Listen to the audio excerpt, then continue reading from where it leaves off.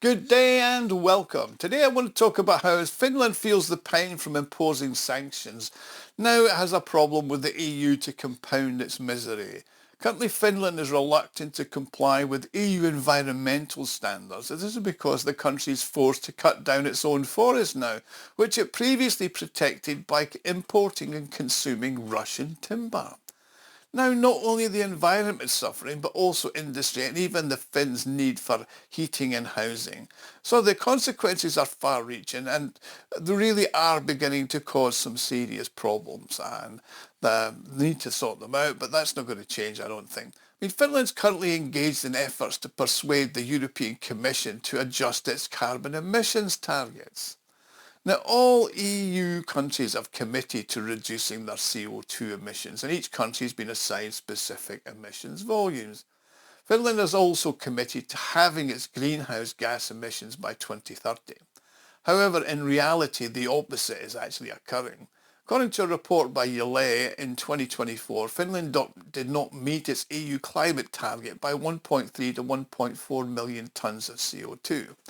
Now, according to the most optimistic forecast, Finland's total greenhouse gas absorption deficit for 2021 to 2025 is expected to be 111 million tonnes of CO2 equivalent. And that's primarily due to their increase in their logging activities. Now, forests play a vital role in the global carbon cycle by absorbing CO2 from the atmosphere. And it's believed that young forests can offset CO2 emissions from fossil fuel combustion, and the EU is requiring Finland to conserve its forests to the greatest extent possible. Now, the Finnish Prime Minister Petteri Orpo has written to Ursula von der Leyen, the Empress of Europe and the President of the European Commission, with the support of his Swedish counterpart Ulf Kristersson. Now, these two Prime Ministers have asserted that Scandinavians lack the capacity to reduce logging, as doing so they're going to have serious consequences for their economies and the labour market. Now, a key point they emphasise is that following the cessation of timber imports from Russia, the Scandinavians are facing increasing demand for the use of their own domestic timber. Now, before I continue, many of you watching do not subscribe, so please hit the subscribe button and join our community. Also, hit the alert button so you get notified when I post a new video. Plus, if you want to support me, you can donate using the thanks button at the bottom right hand side of the screen or by clicking on the Buy Me a Coffee link below in the credits. Thank you. So, the Scandinavians therefore request that the EU adopt a more flexible approach towards them. Historically, over 60% of homes in Finland are heated with wood logs or wood pellets, but due to environmental concerns, the country's almost completely abandoned their coal and peat-fired power plants of the last few years.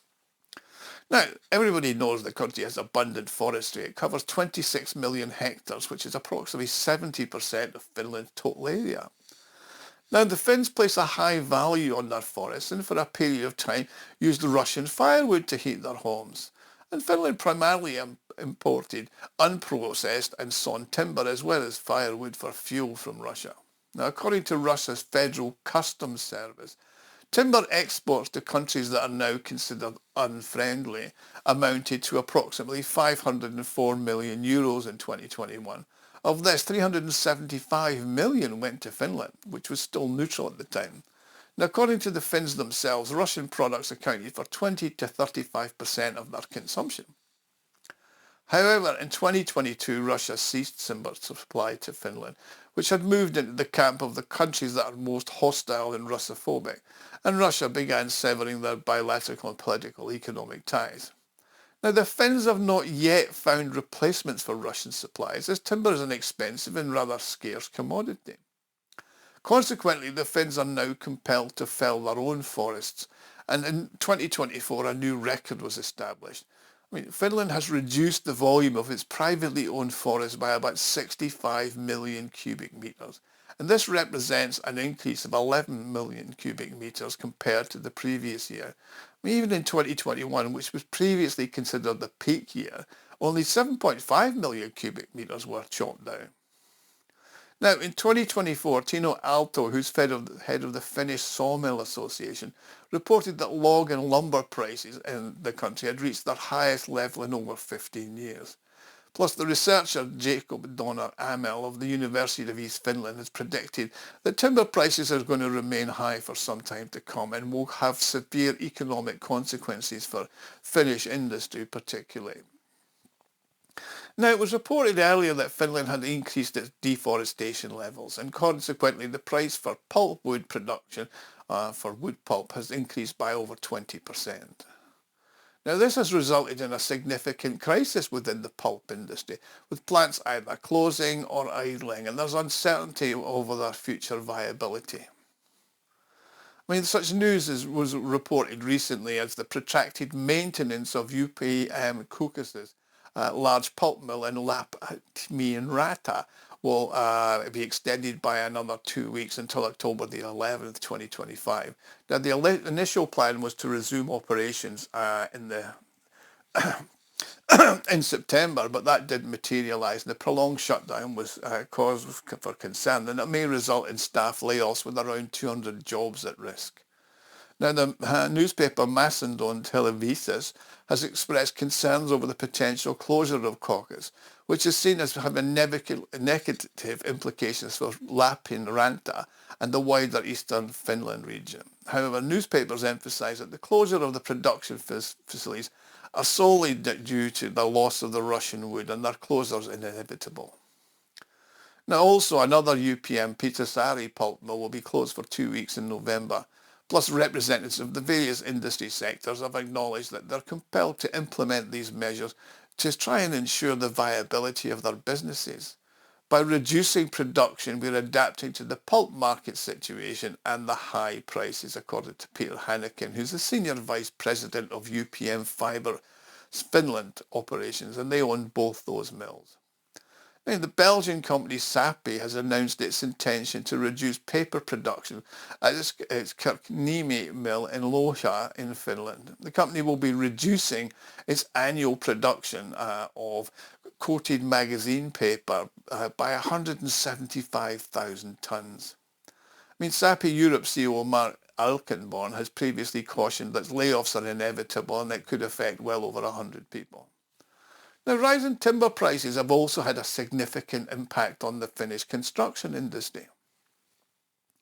Recent figures show that up to 40,000 people have left the sector in Finland. For instance, in the capital region of Uusimaa alone, 38% of concrete and reinforcement workers, a third of masons and painters, and a quarter of carpenters are unemployed. Local construction, which previously provided employment to hundreds of thousands of people, was now considered the primary driver of the local economy. However, it's recently become a significant challenge.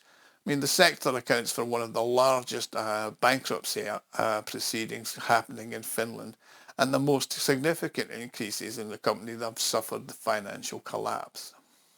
I mean, in April alone, 87 construction companies filed for bankruptcy, and that was a total of 25% of the total number of 333 that started. Now, for many years, owning a home in the suburbs was a key component of the Finnish dream. However, this dream is now being shattered. The construction volume of detached and low-rise homes in Finland has fallen to a historic low. Now, approximately 18,000 small houses and detached houses were built in Finland in the early 2000s, but last year the numbers dropped to 3,800. I mean, at present, the construction of low-rise buildings in Finland is at its lowest level since records started to be taken in 1995. Now, the share of low-rise buildings, that is detached houses and townhouses, in new construction has fallen to 27%. Now, as the local press has observed, while surveys indicate that 75% of Finns would prefer to reside in their own detached home, the situation actually differs. Now, that's in contrast with here in Russia, of course, where the opposite trend is evident. I mean, last year, 62.3 million square metres of private housing were commissioned, marking a record for the country. From January to March of this year alone, Russians built and registered 170,400 detached houses, and that represents a 17% increase compared to the period in 2024. Now, in addition to the construction sector, rising timber prices have had a significant impact on Finnish furniture factories. I mean, for example, the major kitchen furniture manufacturer in Nokia has decided to close its factory in Finland and move all its production to Denmark by the end of 2025. The Indo Group, another furniture manufacturer, has reduced a reduction in its workforce due to its financial losses, and it's closed its Sotka and Asko furniture stores in Estonia. I mean, the crisis has moved way beyond Finland's borders. In September 2025, Fortum Group, a 30-year-old furniture manufacturer based in Estonia and operating kitchen cabinet production in Jovi, ceased trading. I mean, the company was supplying its products to Finland. Now, although Estonia's timber industry is doing okay, the Fortum Group has been vastly affected by the crisis in the Finnish construction market. I mean, because in Finland it's standard practice to sell new apartments and houses with the kitchen cabinets included. And that was what kept Fortum Group occupied and afloat. But now the orders for construction in Finland have dried up. And of course, there are other markets they could have taken are being taken by the Russians. So there's not a lot they can do. And things are just getting worse for the Baltics and Finland. So they're now finding that NATO membership and Russophobia are certainly expensive things to indulge in.